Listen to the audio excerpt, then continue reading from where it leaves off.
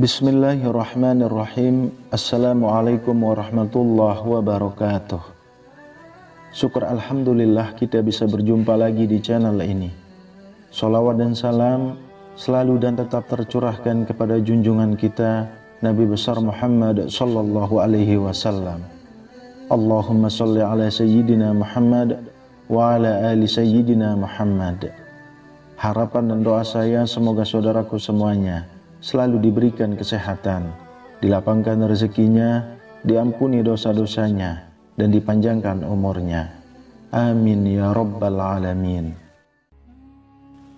Sahabat beriman yang dirahmati Allah, Rasulullah Shallallahu Alaihi Wasallam adalah manusia yang paling mulia. Tak ada sedikit pun cacat dalam pribadinya. Setiap perkataan, perbuatan, dan ketetapannya menjadi sunnah sebagai contoh dalam kehidupan umat manusia. Allah Subhanahu wa taala memuji Rasulullah sallallahu alaihi wasallam dalam salah satu ayat dalam Al-Qur'an. Sesungguhnya telah ada pada diri Rasulullah itu suri teladan yang baik bagimu, yaitu bagi orang yang mengharap rahmat Allah dan kedatangan hari kiamat, dan dia banyak menyebut Allah. Quran surah Al-Ahzab ayat 21. Salah satu di antara keistimewaan Rasulullah adalah kecintaan Rasulullah kepada umatnya. Rasulullah sengaja menahan doa mustajabnya di dunia untuk akhirat kelak sebagai syafaat untuk umatnya. Sampai-sampai di akhir-akhir menjelang wafat beliau pun yang ada di dalam pikirannya adalah umatnya. Rasulullah Shallallahu Alaihi Wasallam pernah memberikan suatu nasihat kepada salah seorang sahabatnya untuk mengamalkan nasihat ini dan mengajarkannya kepada orang lain agar selamat hidup di dunia dan akhirat. Nasihat ini pada dasarnya juga diperuntukkan kepada umat-umat sesudahnya yang dapat mengamalkannya. Lalu, apakah nasihat Rasulullah Shallallahu Alaihi Wasallam itu, dan siapakah sahabat yang diberikan nasihat itu? Sahabat beriman yang dirahmati Allah, seorang sahabat Nabi yang diberikan nasihat itu adalah Abu Hurairah radhiyallahu anhu. Kala itu beberapa sahabat ditanya, siapakah yang ingin mengambil nasihat dariku dan mengerjakannya? Maka Abu Hurairah radhiyallahu anhu menjawab, aku wahai Rasulullah.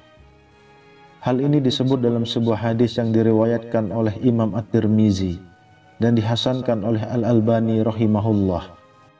Dari Abu Hurairah radhiyallahu anhu dia berkata, Rasulullah Shallallahu Alaihi Wasallam bersabda, siapa yang mau mengambil kalimat-kalimat itu dariku, lalu mengamalkannya atau mengajarkan pada orang yang mengamalkannya? Abu Hurairah menjawab, saya wahai Rasulullah. Rasulullah meraih tanganku lalu menyebut 5 hal. Jagalah dirimu dari keharaman-keharaman. Niscaya kamu menjadi orang yang paling beribadah kepada Allah. Ridolah dengan apa yang Allah tentukan untukmu. Niscaya kau menjadi orang kaya. Berbuat baiklah terhadap tetanggamu. Niscaya kamu menjadi seorang mukmin. Cintailah untuk saudaramu seperti yang kau cintai untuk dirimu sendiri. Niscaya kau menjadi orang muslim. Janganlah banyak tertawa, karena banyak tertawa itu bisa mematikan hati. Hadis riwayat Tirmizi. Dari hadis di atas ada 5 hal yang menjadi nasihat Rasulullah Shallallahu Alaihi Wasallam kepada sahabat Abu Hurairah radhiyallahu anhu. Hal ini juga menjadi nasihat bagi kita umatnya agar dapat selamat hingga kelak di akhirat. Yang pertama, jagalah dirimu dari keharaman-keharaman. Niscaya kamu menjadi orang yang paling beribadah kepada Allah. Pesan pertama adalah meninggalkan yang diharamkan oleh Allah Subhanahu wa taala. Ternyata untuk menjadi orang yang paling beribadah kepada Allah adalah dengan cara meninggalkan keharaman. Hal ini karena sesuatu yang haram apabila kita lakukan akan membuat hati menjadi hitam dan kelam. Ketika hati kita sudah hitam dan kelam, maka ibadah pun menjadi berat atas kita. Maka dari itu, orang yang paling mudah beribadah adalah orang yang paling bersih hatinya. Semakin hati seorang hamba bersih dari maksiat, maka semakin mudah baginya untuk melaksanakan perintah-perintah Allah dan menjalankan ibadah kepada Allah Subhanahu wa Ta'ala. Allah Subhanahu wa Ta'ala telah memberikan kunci agar kita dapat terhindar dari perbuatan keji dan mungkar, yaitu dengan mengerjakan sholat dengan benar. Hal ini sebagaimana termaktub dalam Al-Quran. Allah Subhanahu wa Ta'ala berfirman, "Bacalah apa yang telah diwahyukan kepadamu, yaitu Alkitab atau Al-Quran, dan dirikanlah sholat. Sesungguhnya sholat itu mencegah dari perbuatan-perbuatan keji dan mungkar. Dan sesungguhnya mengingat Allah atau sholat adalah lebih besar keutamaannya dari ibadah-ibadah yang lain. Dan Allah mengetahui apa yang kamu kerjakan." Quran Surah Al-Ankabut ayat 45. Yang kedua, ridolah dengan apa yang Allah tentukan untukmu. Niscaya kamu menjadi orang terkaya. Pesan selanjutnya adalah agar selalu ridho terhadap ketentuan Allah Subhanahu wa Ta'ala. Kaya yang dimaksud dalam pesan Rasulullah ini bukan hanya kaya harta, karena hakikat kekayaan bukanlah kaya harta, melainkan kaya hati.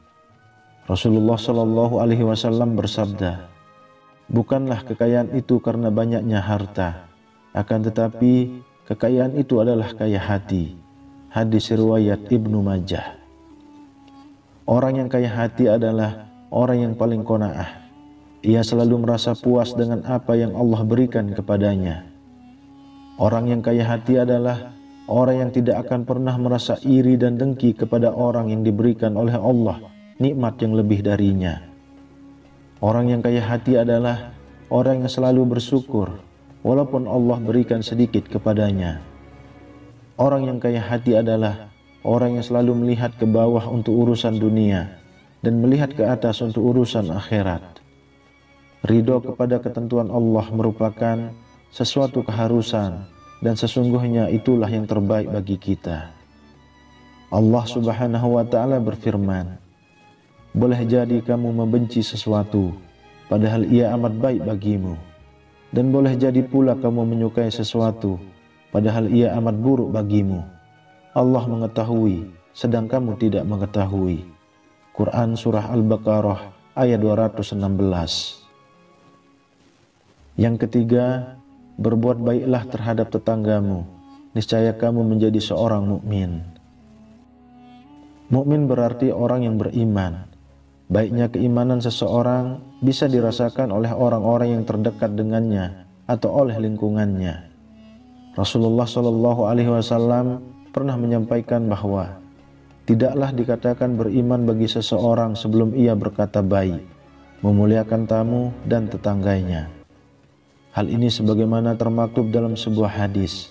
Rasulullah Shallallahu Alaihi Wasallam bersabda, "Tidak beriman seseorang sehingga ia mengatakan apa yang baik, atau jika tidak bisa ia diam. Tidak beriman seseorang sehingga ia memuliakan tetangganya, dan tidak beriman seseorang sehingga ia memuliakan tamunya." Hadis riwayat Bukhari dan Muslim. Lalu yang keempat, cintailah untuk saudaramu seperti kamu cintai dirimu sendiri. Niscaya kamu menjadi orang muslim. Muslim bermakna orang yang menyelamatkan. Menjadi muslim artinya menjadi orang yang menyelamatkan orang lain dari kejahatan lisannya atau perbuatannya. Menjadi muslim adalah mencintai untuk orang lain sesuai dengan ia cinta dirinya sendiri. Jika ia mengharapkan kesehatan untuk dirinya, maka harapkanlah pula kesehatan itu dirasakan oleh orang lain. Jika ia mengharapkan mendapatkan kebaikan untuk dirinya, maka harapkan pula kebaikan itu dirasakan oleh orang lain. Jika ia mengharapkan kebaikan untuk dirinya, maka harapkanlah kebahagiaan itu dirasakan pula oleh orang lain. Hal inilah yang dicontohkan oleh sahabat-sahabat Nabi, kaum Ansor, yang mendahulukan saudaranya kaum Muhajirin daripada diri mereka sendiri.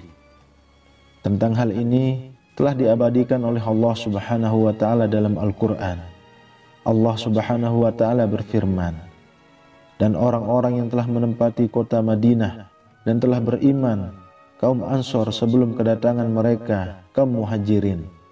Mereka, kaum Ansor mencintai orang yang berhijrah kepada mereka, kaum Muhajirin.